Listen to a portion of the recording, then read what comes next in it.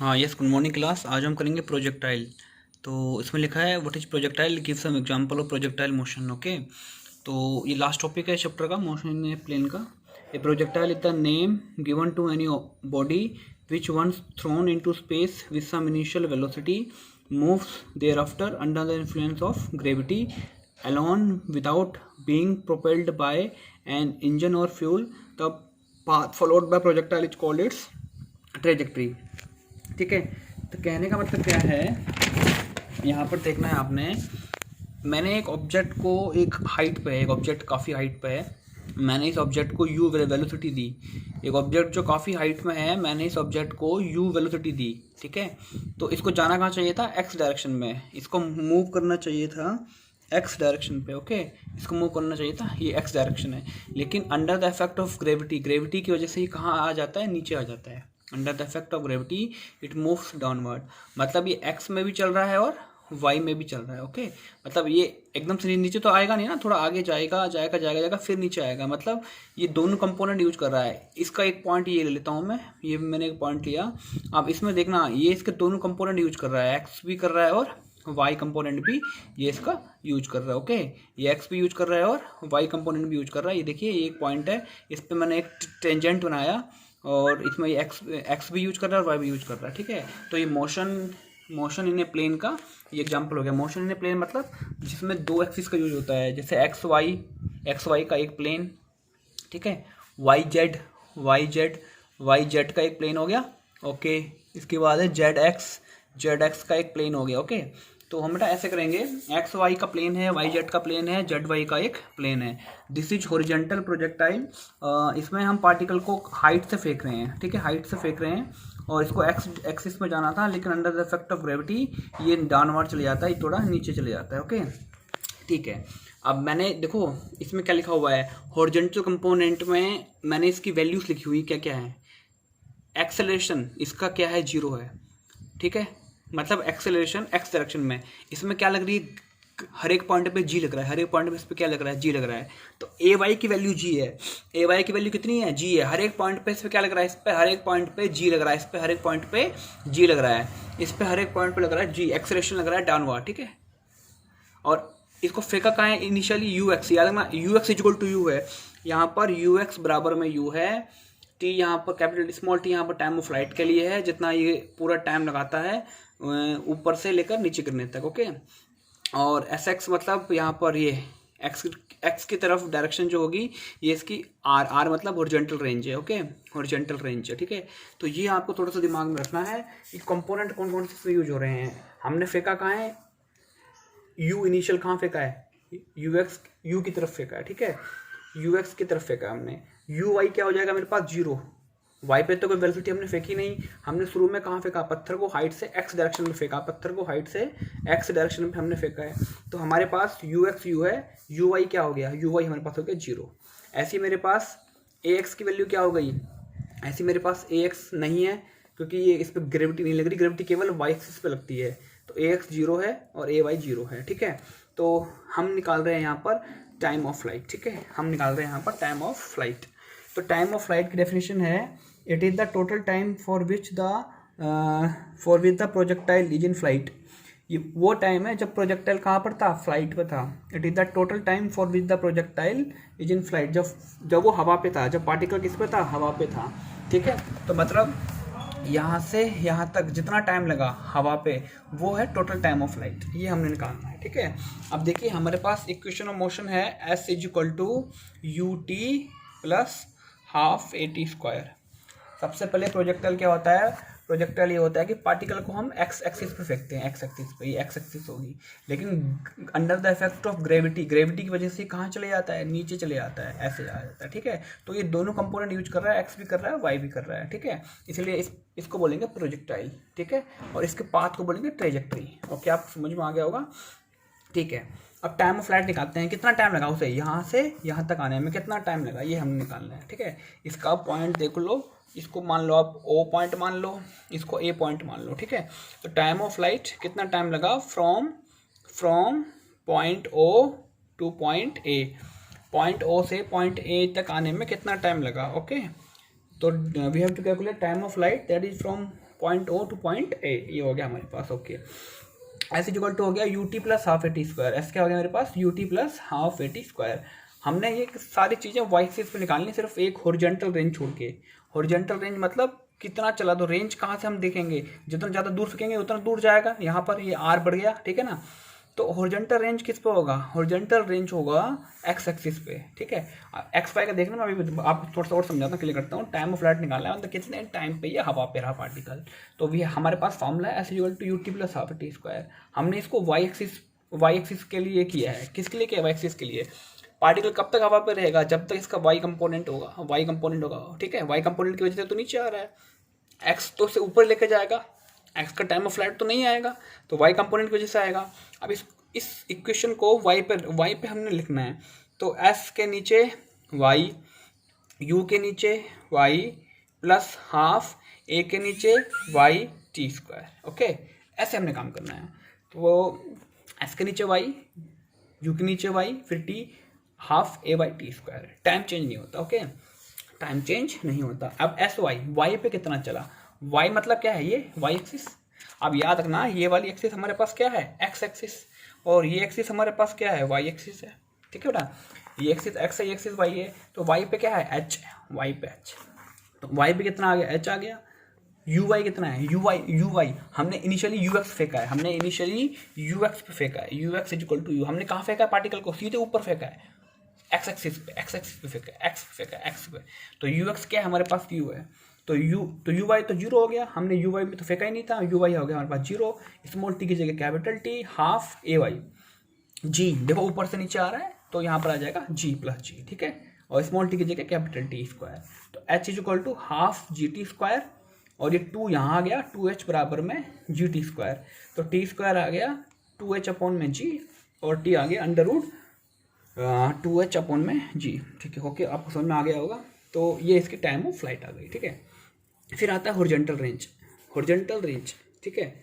मैं यहाँ पर हॉरिजॉन्टल रेंज की थोड़ी सी आपको डेफिनेशन दिखाता हूँ, ठीक है। क्या बात करते हैं हॉरिजॉन्टल रेंज। ओके, ये रहा horizontal range. It is the horizontal distance travelled by the projectile during its flight, ठीक है। जितनी मतलब हॉरिजॉन्टल रेंज मतलब ये वाली, जितनी देर तक वो जितना कवर कर लेता है, आर, ठीक है। एक्स एक्सिस पे जितना कवर कर लेता है। तो इसमें आर की बात हो रही है, और आर कहाँ पर है बेटा, एक्स एक्सिस पे। तो हम एक्स एक्सिस का यूज करेंगे, मतलब फार्मूला वही है हमारे पास। We have the same formula, that is S is equal to U T plus half A T square. अब हमने एक्स एक्सिस पे लेना है, तो एस के नीचे एक्स कर लेंगे, यू के नीचे एक्स कर लेंगे, प्लस हाफ ए एक्स टी स्क्वायर। ओके, हमने एक्स कंपोनेंट से बात की यहाँ पर, देखिए जरा ध्यान से। अच्छा, एस एक्स मतलब एक्स पे क्या है, एस एक्स आर, एक्स पे आर है, वाई पे एच है, ठीक है।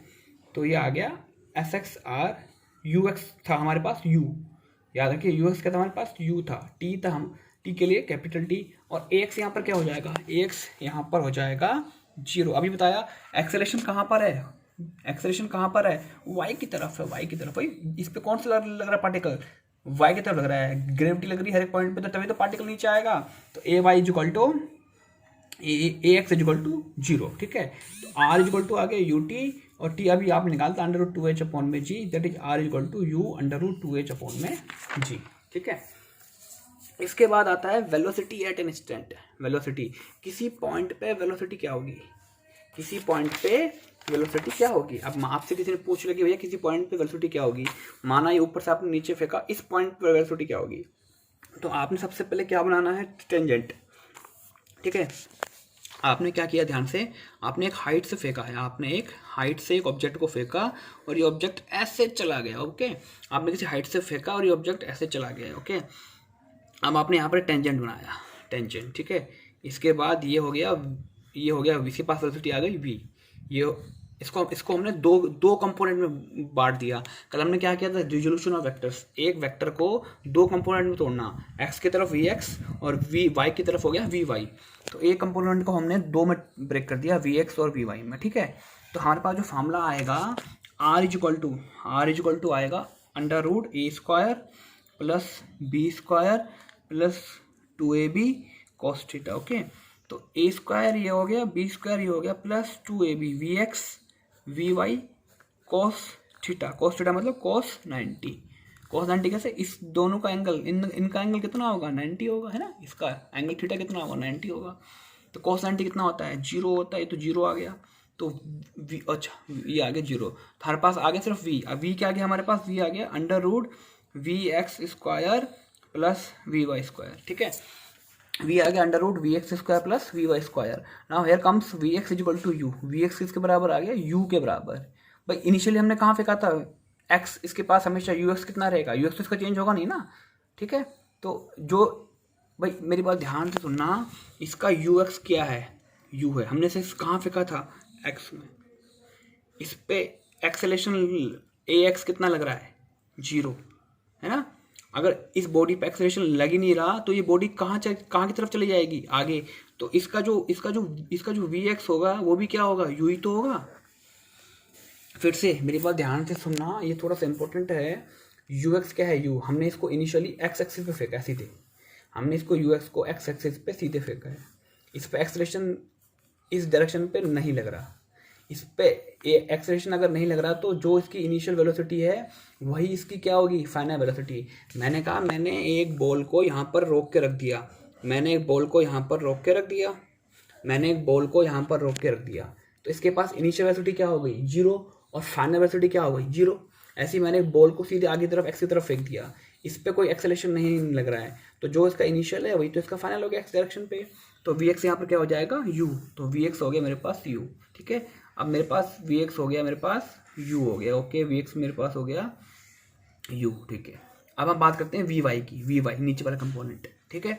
ये हम कैसे कर रहे हैं याद रखिए, ये हम कर रहे हैं फार्मूले से v is equal to you plus A T से, okay, v is equal to you plus A T से कर रहे हैं। अभी हमने क्या लगाया था V x is equal to you X plus A X T, ठीक है। मैं यहाँ पर लिख देता हूँ V x is equal to you X plus A X T, तो यू एक्स की जगह आ गया u, ए एक्स 0 इंटू में t, तो वी एक्स आ गया u, ऐसे हमने किया, ठीक है। एक्स पे लिख दिया, ऐसे y पे लिखना है v is equal to you plus A t, तो y y y, ओके।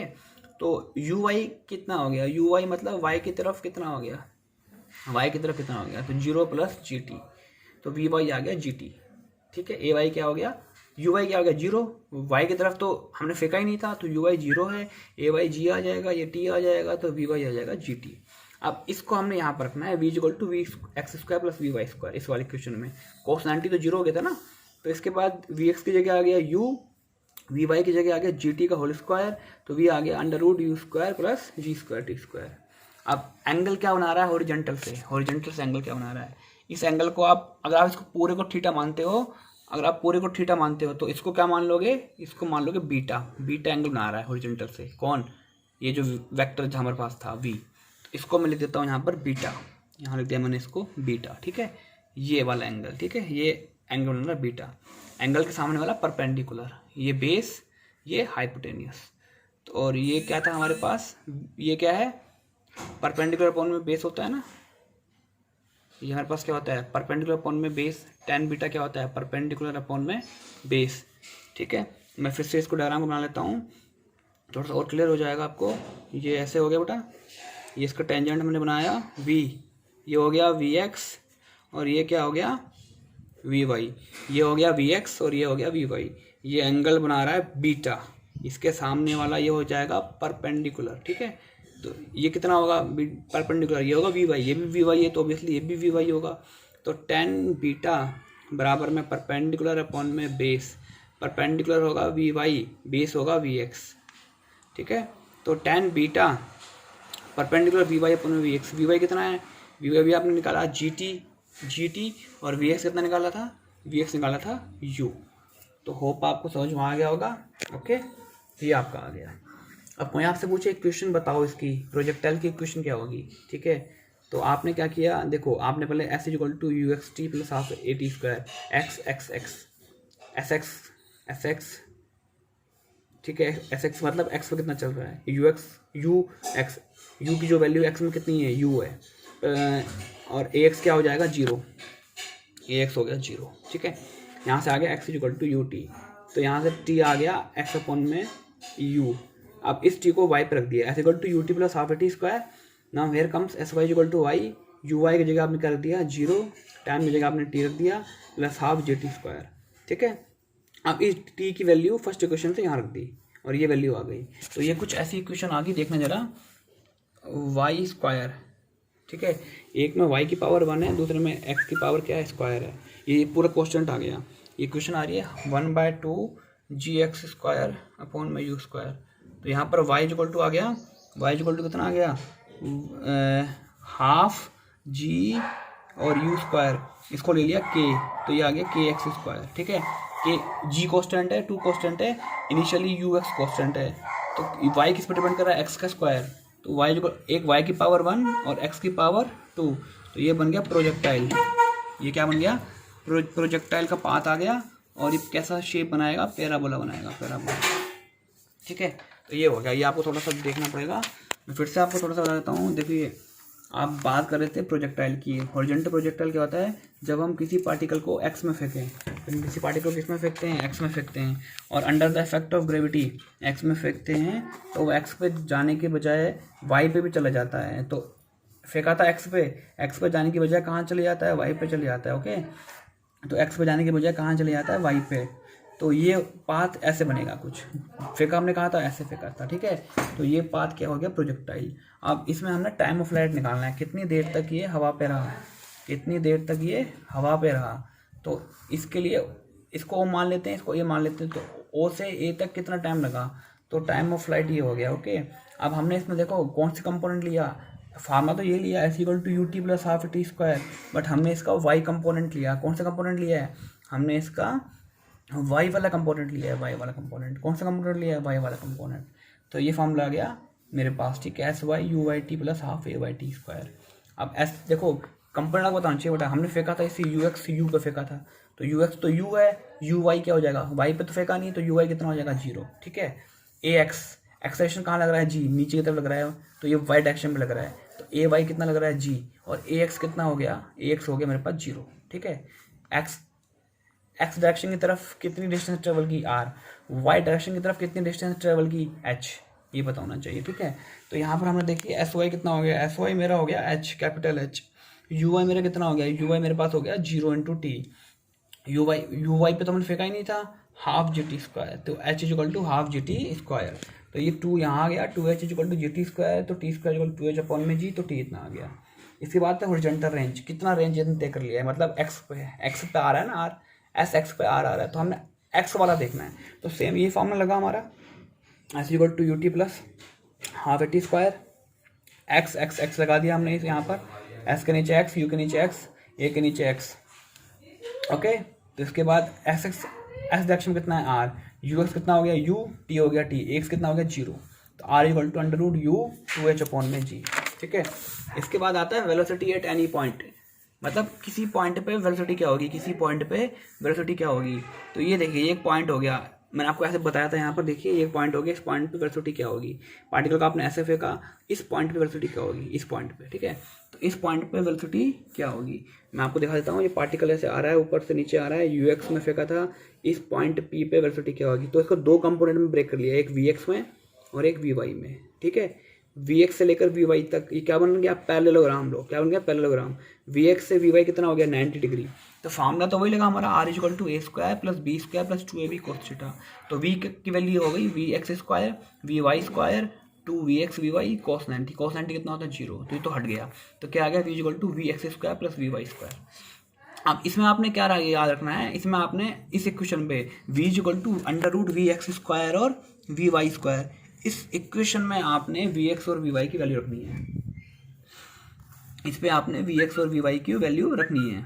तो आपने वी एक्स की वैल्यू रखी, वी एक्स की वैल्यू कितनी आ रही है from v equal to you plus 80 से, यहाँ से v equal to you plus 80 x x x पे। ठीक है, तो यू एक्स कितना है यू, एक्स कितना है तो 0, तो यहाँ से कितना आ गया वी एक्स वी यू आ गया, तो वी एक्स आ गया यू, और वी वाई कितना हो गया मेरे पास, देखिए वी वाई कितना हो गया मेरे पास, वही v की जगह u प्लस 80, नीचे y y y, x में फेंका था ना, तो u y कितना आ गया 0, a y कितना आ गया g और t, तो v y हो गया gt।